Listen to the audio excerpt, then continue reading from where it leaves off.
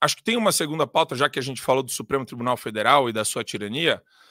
Queria ouvir vocês sobre a confiança do brasileiro. O brasileiro não confia, pelo contrário, o brasileiro desconfia do Supremo Tribunal Federal, falando, inclusive, que acredita que o STF incentiva a corrupção. O levantamento foi feito pelo Instituto Genial Quest. Eu tenho vários problemas com esses institutos de pesquisa, mas eu acho que ele levanta um ponto importante de discussão, Satye, que é o fato de você ter uma descrença na previsibilidade, na segurança jurídica. Tudo isso foi corroído pelo ativismo judicial dos ministros do Supremo, um ativismo judicial que é importante lembrar, tá? Criminoso. A hora que um juiz, que um ministro é ativista, ele está ou atacando direitos e garantias do cidadão ou entrando na seara do legislativo e do executivo, de maneira criminosa, Satye. O Supremo Tribunal Federal, né, a última instância do judiciário brasileiro, nunca teve uma boa avaliação pelo público. No entanto, antes de Fernando Henrique Cardoso, ou depois de Fernando Henrique Cardoso, nem se falava sobre isso, ninguém sabia exatamente o que significava essa sigla, STF, e é o Supremo Tribunal Federal.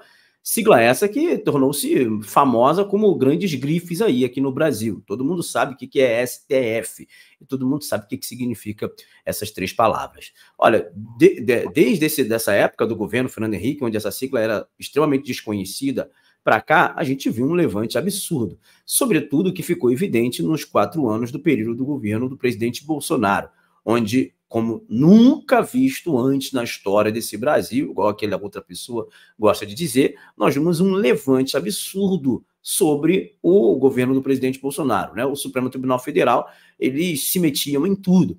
E óbvio que essa avaliação fica ruim, porque o presidente Bolsonaro foi eleito por milhões de brasileiros, segundo o resultado de 2018. Há quem diga que o resultado tenha sido até mais acachapante, mas a retenção de dano esquerdista e uma série de situações fizeram com que parecesse que fosse uma vitória comum, mas obviamente que não foi uma vitória comum. O fato é que hoje o derrotado das urnas ainda consegue arrastar multidões de pessoas às ruas. Isso aconteceu, inclusive, ontem no Rio Grande do Sul, onde o presidente Bolsonaro arrebatou milhares de pessoas ali seguindo. Agora também no interior de São Paulo aconteceu a mesma coisa, e onde ele vai acontece isso. Então a gente percebe que o Supremo Tribunal Federal ele teve um impacto muito grande nas eleições, logo na opinião das pessoas, contra as pessoas e contra a vontade das pessoas. Não é à toa que essa avaliação, essa reprovação popular, ela é nítida. O próprio ministro do Supremo Tribunal Federal diz que nós derrotamos o bolsonarismo numa clara expressão e que evidencia a sua interferência, como Supremo Tribunal Federal, no processo eleitoral. Isso foi fato. Além de várias outras questões técnicas, por exemplo, né, de desordem informacional, com documentários que falavam contra o Lula, a interferência, por exemplo, quando fora proibido de dizer e de vincular o Lula, né, então candidato a presidente do Brasil em 2022, à pauta abortista. E hoje, 2 anos depois, você vê o esforço desse governo, do Lula, que antes não poderia vincular a imagem dele com o aborto, hoje sendo a favor do aborto, emitindo nota técnica, uma série de situações para tentar aprovar essa desgraça aqui no Brasil. Coisas que eram proibidas de falar e que foram proibidas por quem? Pelo TSE, com a anuência e complacência do Supremo Tribunal Federal. Por essa razão, obviamente, a população não gosta, é a persona não grata, é a instituição não grata, e que, obviamente, incentiva a corrupção. É um fato. Porque, veja, você tem hoje presos saindo da cadeia, você teve ministro do Supremo Tribunal Federal emitindo notas, né, e autorizando, por exemplo, a bandidagem a ficar bem à vontade na favela, impedindo a polícia de subir. Nós vimos decisão de ministro do Supremo Tribunal Federal favoráveis a bandidos de alta periculosidade do primeiro comando da capital, o liberando da cadeia e, horas depois, fugindo para o Paraguai. E também vimos decisão do mesmo Supremo Tribunal Federal prendendo patriotas que quebrou uma vidraça e condenando a 17 anos de prisão na última instância, sem com que aquela pessoa tivesse foro privilegiado, e agora o advogado não tem nem a quem recorrer, porque foi na última instância.